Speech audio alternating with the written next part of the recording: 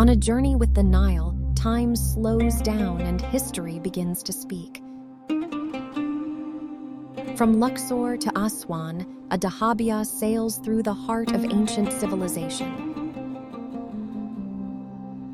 Temples rising from the past, Philae, Edfu, Kamambo. Golden sunsets, silent waters. This is not just a trip, it's an experience, a journey of discovery, where every moment has meaning.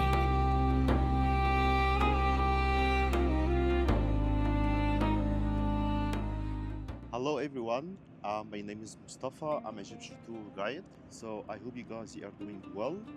Let me know where we are now. We are in a boat on the Nile River in Egypt, leaving from Luxor, heading to Aswan. Okay, we do that like 2 times a week. One from Luxor to Aswan and one from Aswan to Luxor. So let me introduce my guest that we have today is Tanya. Hello Tanya, how you doing? Hi, I'm doing great. I'm absolutely enjoying the journey. It's good to have you here. Thank you for inviting me. And thank you for your time. I do believe the most commodities that we have is our time. So, because the only thing that we cannot buy. So, thank you for being here and thank you for your time. Absolutely, I'm very pleased and it's been fantastic use of my time. Sounds great. If you don't mind, may you please tell us about yourself, where you're from, what are you doing here? Yeah, of course. Well, I was born in Russia, but I immigrated about 16 years ago, and now I live in Stockholm, Sweden. And I work actually with nature restoration, nature conservation. So I worked at WWF, that stands for Wildlife Fund for Nature. And I work as a program manager on a particular sea in Europe. It's called Baltic Sea. It's like a almost landlocked sea surrounding Baltic states and some Scandinavian countries and some other countries. Yeah, it's pretty exciting. So for me, I think that was very important. I was choosing what kind of activities to do in Egypt, so it would be aligned with my values and the things I believe in.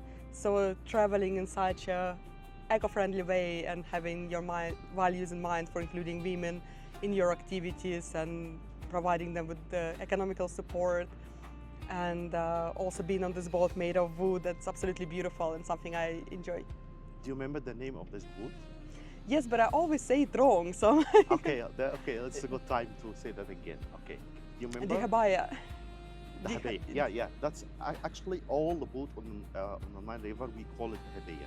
But every single one has a name. So like this one, this is Dahabiya.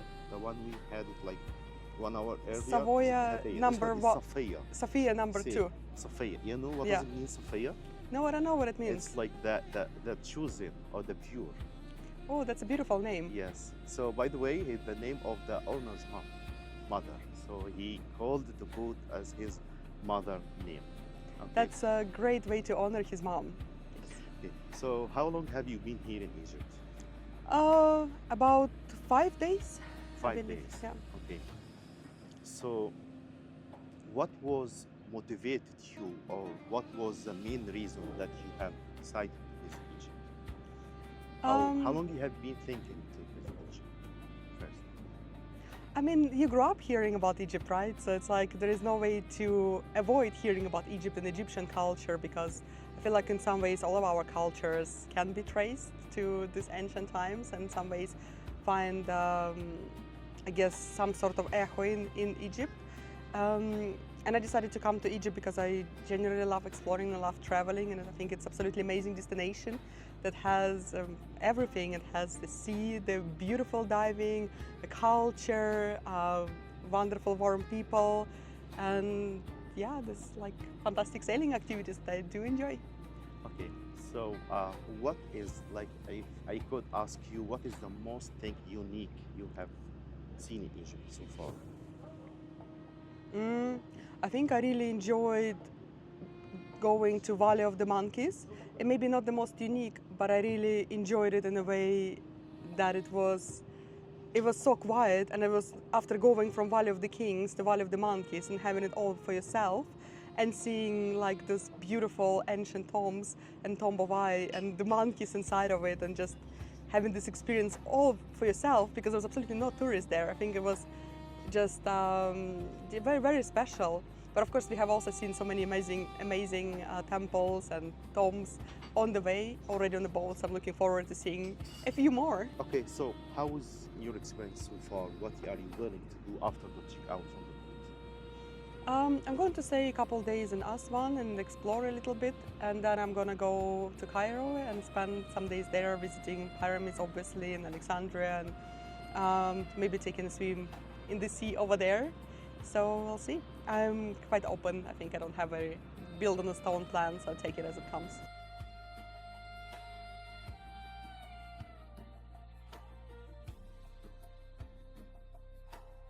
So I'm really excited with the people who are deciding to visit Egypt and to come to Egypt. So I'm just curious to know how they decided, how long did it take?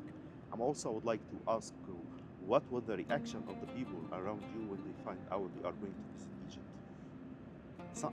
I know maybe some people knows about the historical of Egypt and stuff like this, and other doesn't know. So I'm just trying to.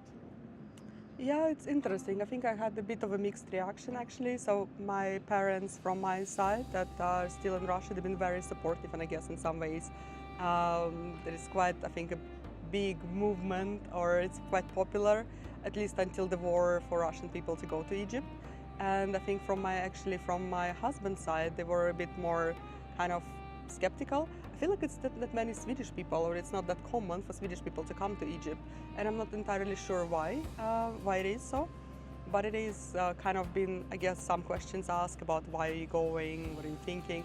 But of course, there is so many attractions that you can't just deny the value of them, and the value of seeing them, just something for your own eyes, and understanding the grandiosity, and also like the perception of time is something so ancient things, it's really hard to find in a lot of other places on earth. So I see.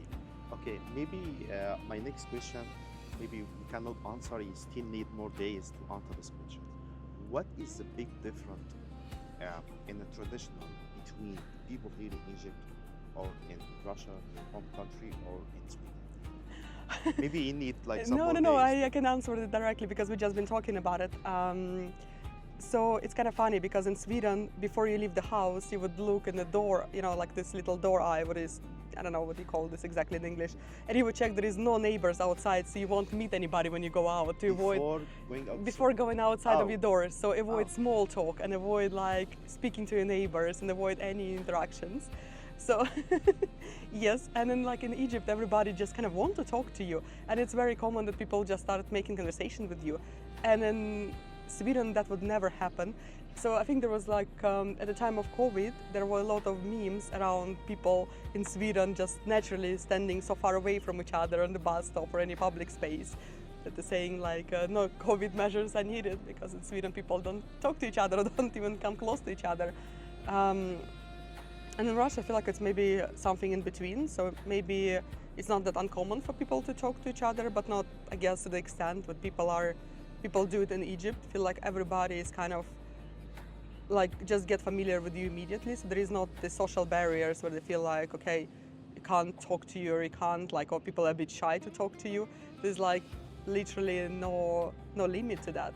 Okay, thanks for sharing that. Okay. So let me tell you why I have started this podcast. The main reason of that. So first of all, that's my passion. Okay, so as you know, it's like the first episode. The second thing is, as you know, as a tour guide, I have such good chance to meet two different groups a week, two times a week, from all over the world. And I think it's a good chance. I love to learn about different culture and gaining a new perspectives. Okay? It's beautiful. So, and it's really cool to share all the knowledge and experience with each other, to learn from each other and grow together. So, if I may add what do you something. think, before asking my question, what do you think about that? No, I think it's beautiful because it reminds me, yesterday we have visited a local village where we met this beautiful woman named Asma. And she really, and she really spoke to me in a way that she said that it was eye-opening to her to meet so many new people, because all she knew about the world was from Hollywood movies. or just from the movies of what she saw on TV, and she didn't necessarily knew what the U.S. all doesn't look like skyscrapers, or how what kind of values Western people have. But the tourism really opened her eyes on this, and encouraged her, empowered her to become more independent and stronger woman in some way. And I think that's just a very beautiful story. It's meeting people from different cultures is very eye-opening experience. I think it's a beautiful thing you're doing. Asma, she's so independent in her woman. She like first time I saw her was like 3 years ago. She wasn't even speaking only one language, and she's working on herself so hard. Yeah. And as you say here, I wasn't there yesterday. As you say here yesterday, she's amazing. She like self-confident enough. I'm trying to convince her now to work as a tour guide. So let's see. A lot of opportunities are just waiting for her at the corners. Okay, so from this point to help each other and stuff like this, I just mentioned now, I would like to ask my first questions. But before asking, so the American boxer Muhammad Ali says, service to others is the rent that we pay for our home here on earth. Okay, and I completely agree with that. So if you're gonna look around you, if you're gonna look at everything in a new earth is always serving. The sun gives us sunlight, the water, hydration, the people, the trees give us the shadow, and fruits and vegetables. How important to help or serve each other? Yeah, it is. I think for me it's very important. All my life since I graduated university, I've been working in non-profit organizations. First, I worked with women empowerment, so I worked around the Balkan area, and I had a lot of projects actually helping women to start their own businesses, to become independent. Later on, I moved to general lobbying around the foreign aid in the US, and later on, I actually now work with nature conservation, that I think is absolutely essential, and something we can't deny. Also, the pressing need for those kind of understanding, for this kind of work, and for us to be more, I think, aligned and better. Become, like, I would say, friends with nature in a lot of ways, because as you say, trees gives us a shadow, but we've been exploiting it for so many years. So maybe it's an act of service for us to also give something back to the nature. And in some ways, devoting my life and time and work is also to that kind of activities is something that I feel very blessed to be able to do. So.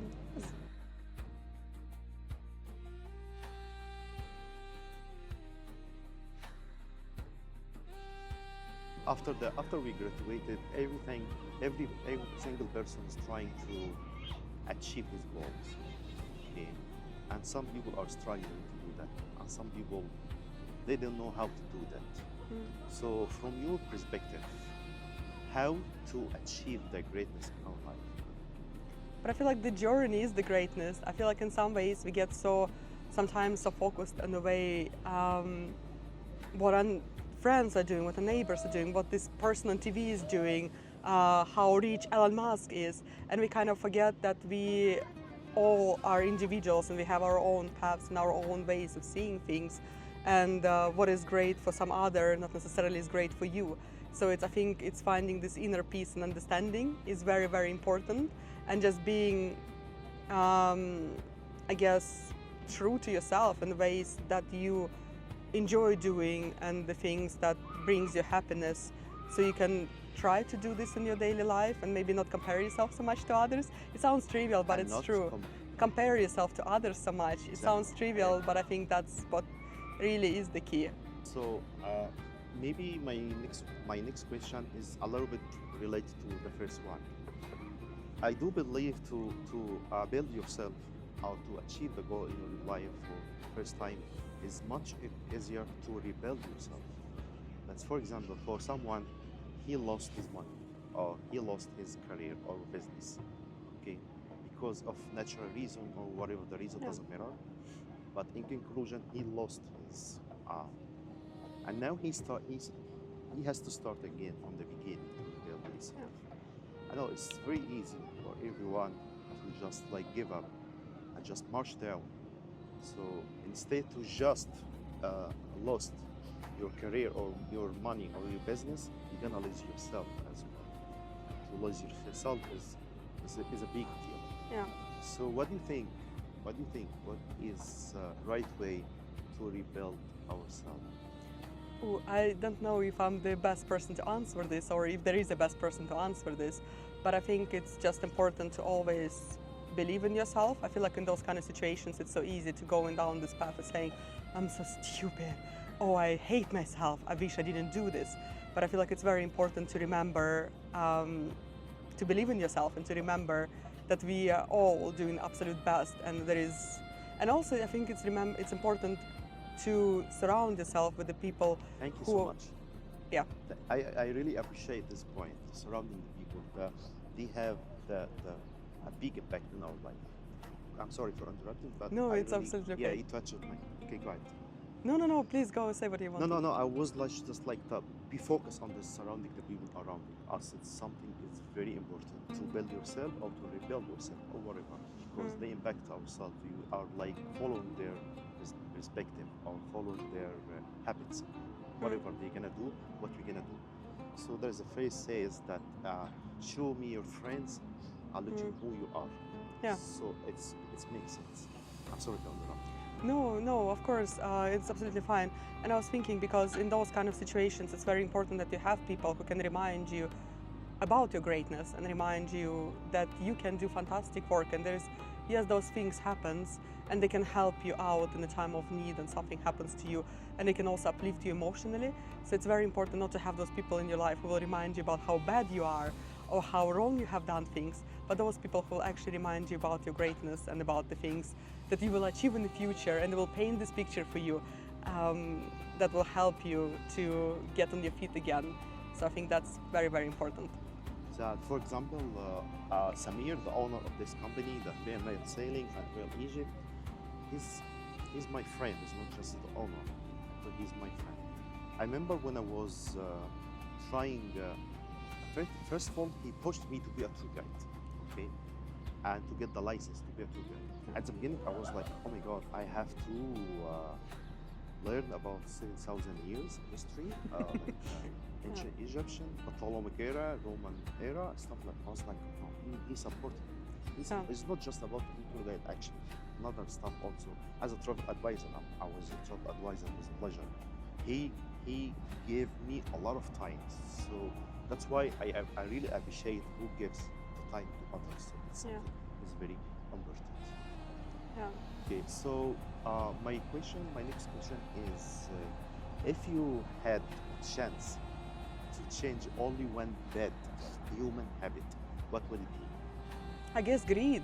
I feel like we always there is greed. Yes. I feel like we never have enough, and that's a lot of our problems comes from that. We never have enough money. We never have enough fame. We never have enough success, and it's really just all the all the troubles come from that. So I think so. Yeah. Okay. So my last question is, if I'm gonna ask you for only one advice to give it the whole people, what would it be? Only one. Don't be greedy. Makes sense. No, I don't know. One piece of advice, I guess. Yeah. Ooh. I don't know. It's like all the trivial things comes to mind, but I think it just believe in yourself. You're great as you are. No, I don't know. One piece of advice. Yeah. No. If you ask me, don't lie. Yes, I will ask you. Yes, that's better. Don't lie. Can you give one piece of advice to the listeners? To everyone, whatever gonna happen, don't lie. Be honest, don't lie. That's it. I believe that's 100%. Even if you made a huge big mistake, it's okay. But don't lie. Say the truth. Yeah, that's a very good one. Yeah, absolutely. I agree with you. Don't throw trash in nature. Okay, I'm really glad to meet you, Tanya. I hope you enjoy the rest of your tour. Yeah, I think I will. Thank you so very Thank you much so for much. this. Thank you. Yes.